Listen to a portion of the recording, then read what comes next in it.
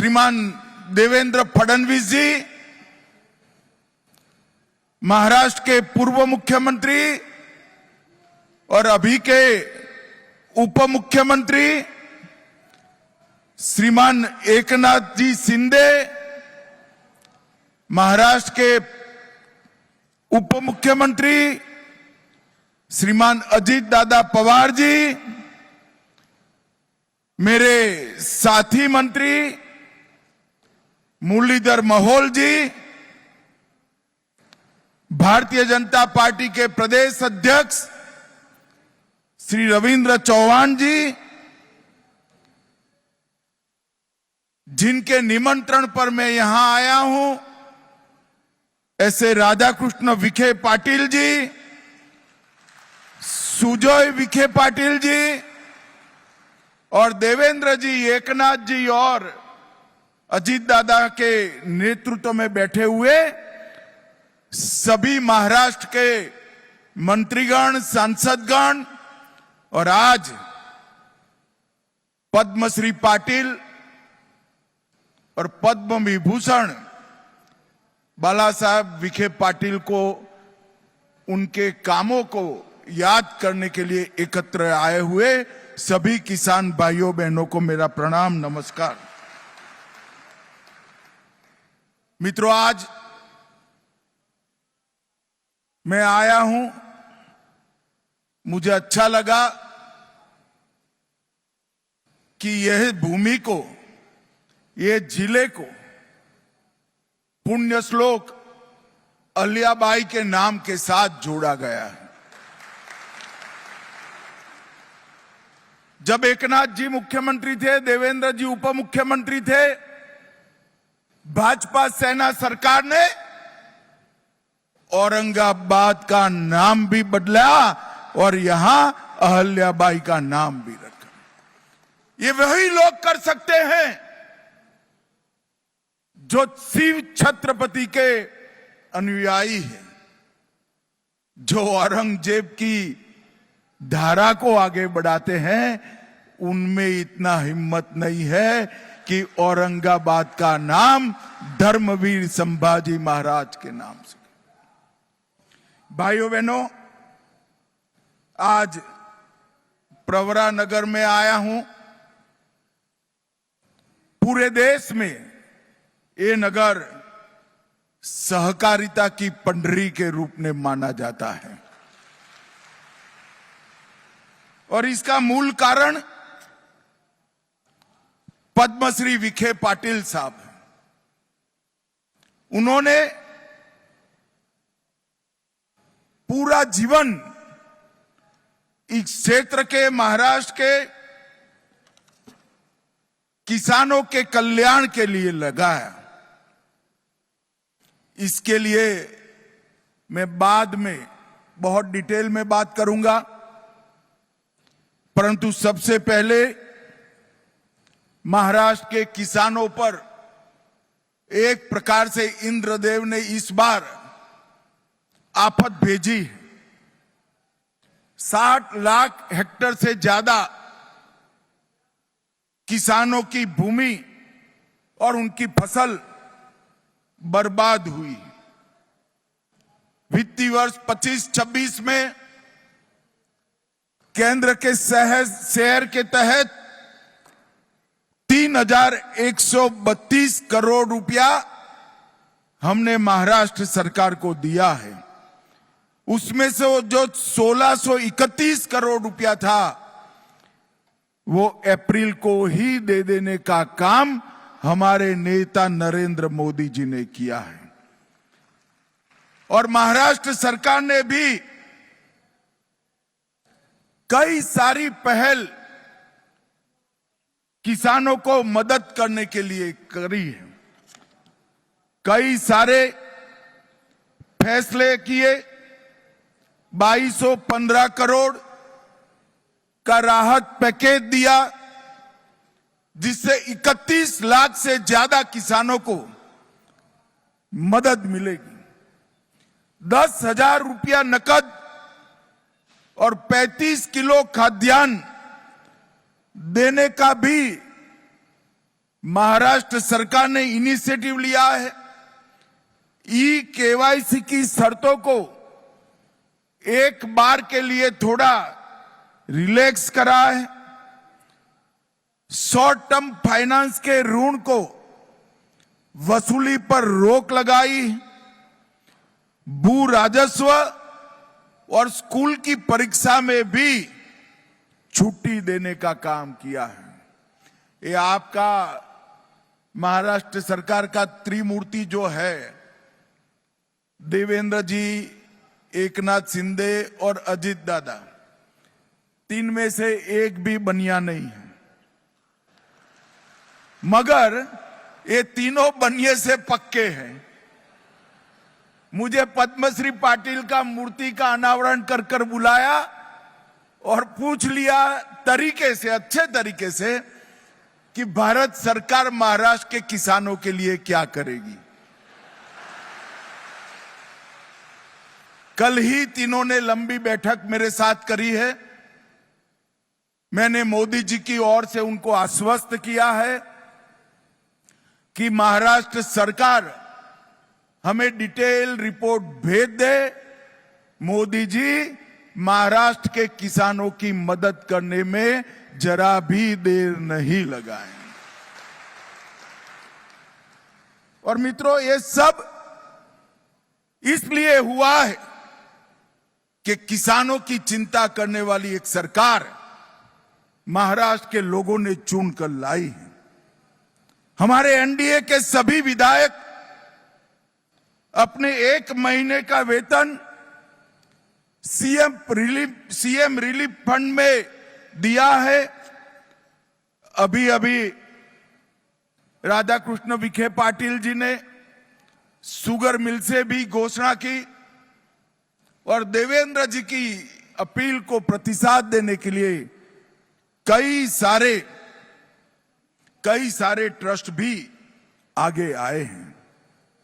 भाइयों बहनों, आज यहां मेरे आने का एकमात्र कारण है पद्मश्री डॉक्टर विठ्ठलराव विखे पाटिल और डॉक्टर बाला साहब विखे पाटिल के पुतले का, आदमकद से भी ऊंचे पुतले का अनावरण करना और उनको कार्य की अंजलि देना।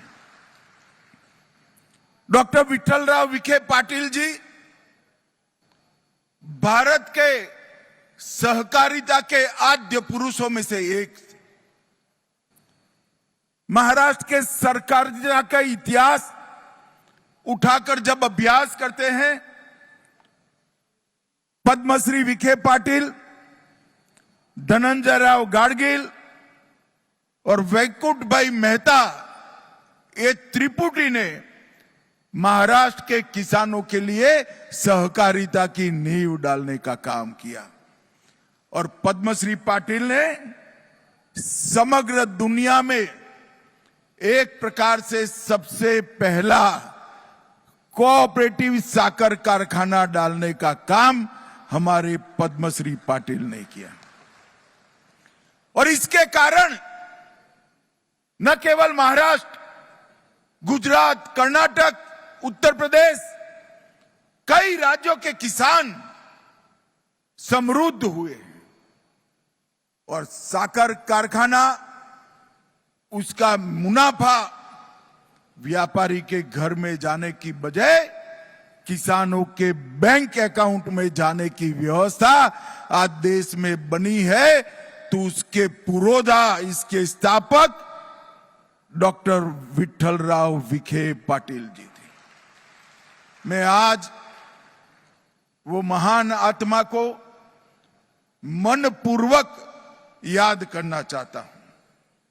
उनके ही सुपुत्र डॉक्टर बाला साहब विखे पाटिल जी, इन्होंने कोऑपरेटिव को तो मजबूत किया, मगर कोऑपरेटिव इंस्टीट्यूशन के माध्यम से शिक्षा, स्वास्थ्य और ग्रामीण विकास, ये तीनों क्षेत्र के अंदर कोऑपरेटिव का मुनाफे से विकास करने की एक नई परंपरा बाला साहब विखे पाटिल ने डाली।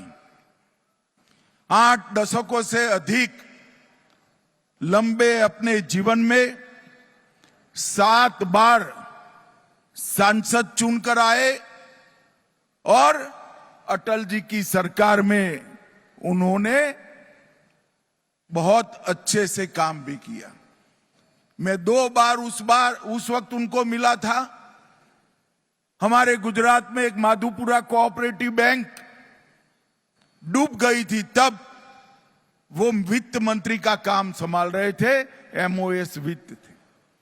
हम उनके पास गए थे, उनकी महत्वपूर्ण भूमिका थी आरबीआई को एक revival package Madhupura mercantile cooperative bank को देने के लिए, और यह इतना बड़ा योगदान था जिसके कारण 225 कोऑपरेटिव बैंक गुजरात के बच गए थे और बड़े संकट से उभर कर बाहर आए।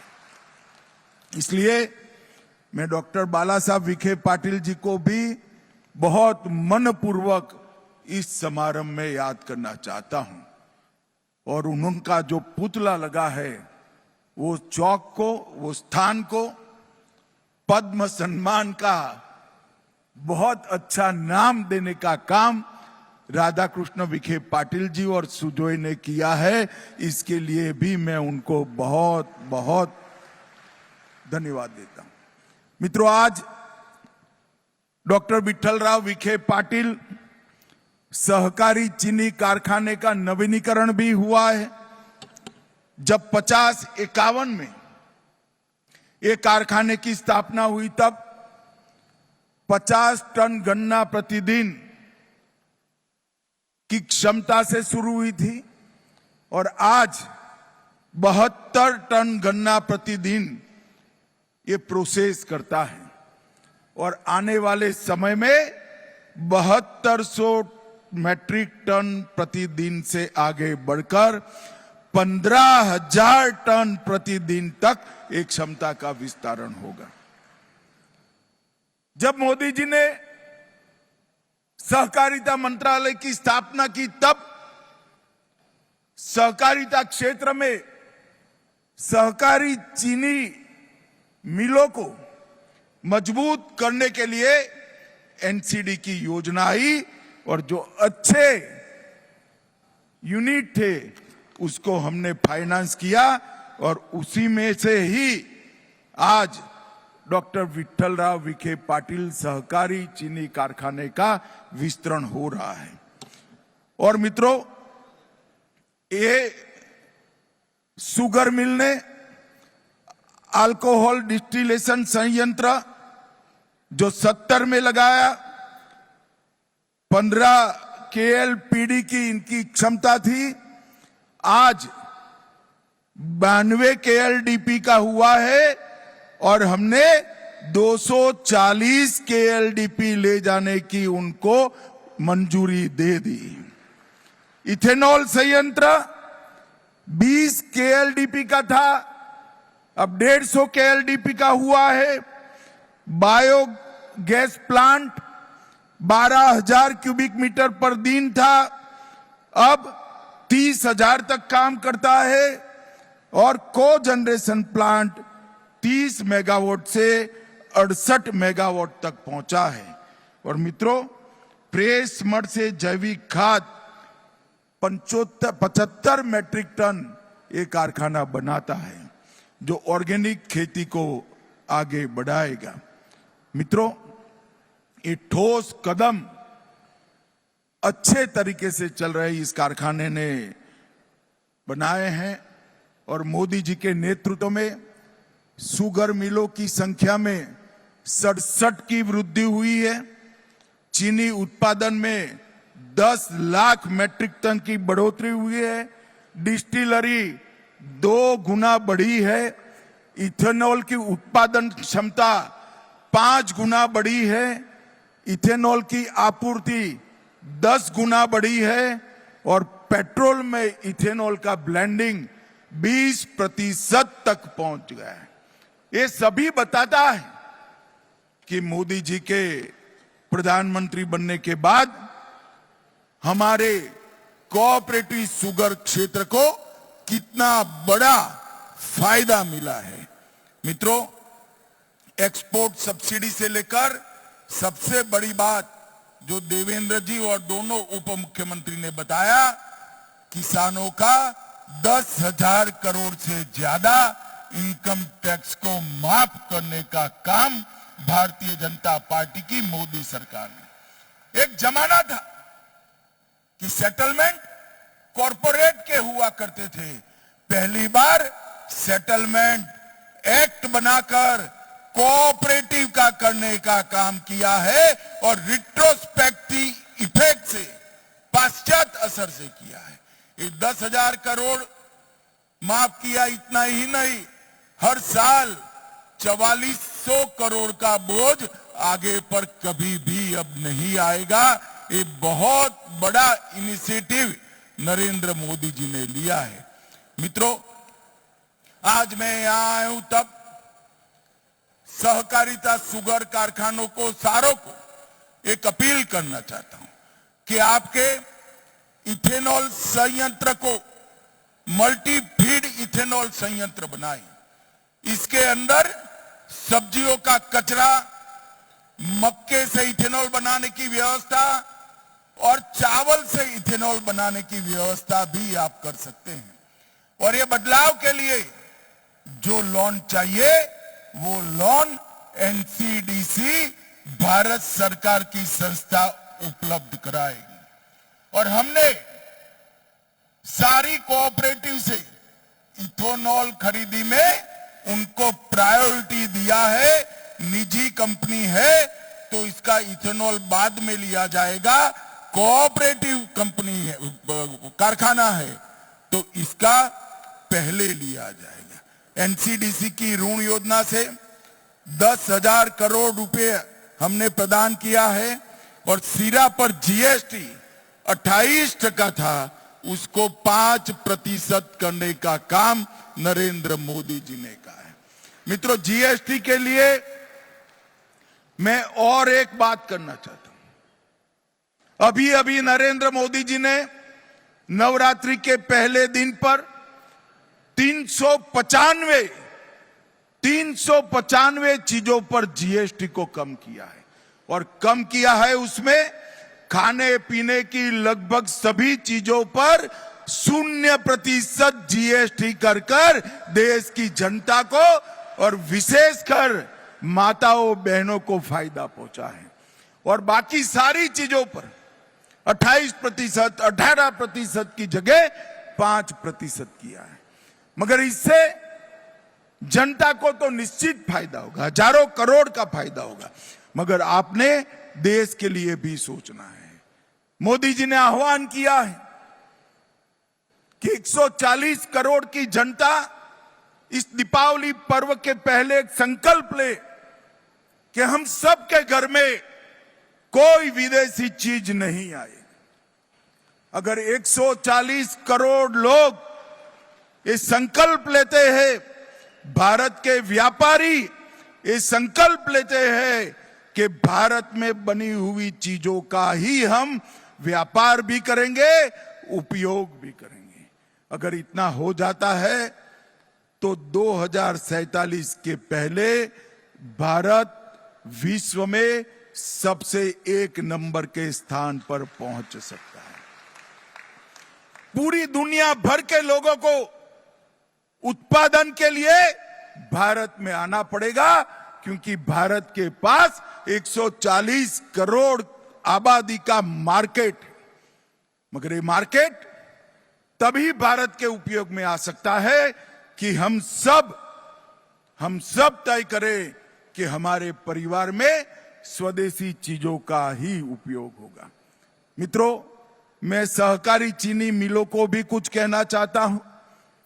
नॉन क्रशिंग सीजन में भी सहकारी चीनी मिले मल्टीफीड इथेनॉल का उत्पादन करें, फ्रोजन वेजिटेबल, फ्रोजन फ्रूट्स और जूस, फ्रूट पल्प इस तरह की चीजें बनाने का भी हम एक्सपांशन करें और नेफेड और एनसीसीएफ के साथ अनुबंध कर हम सहकारी चीनी मिलों को मल्टी डायमेंशनल बनाए। मित्रों, इथेनॉल के ब्लेंडिंग से सहकारी चीनी मिलों का बैलेंस शीट बदला है। अब आपके पास पूंजी अर्जित होगी। ये अर्जित पूंजी का 20% अगर हम सहकारी चीनी मिलों के एक्सपांशन के लिए रखते हैं तो आने वाली पीढ़ियां भी किसानों की समृद्ध होती रहेगी। इसमें किसी को कोई संशय रखने की जरूरत नहीं है।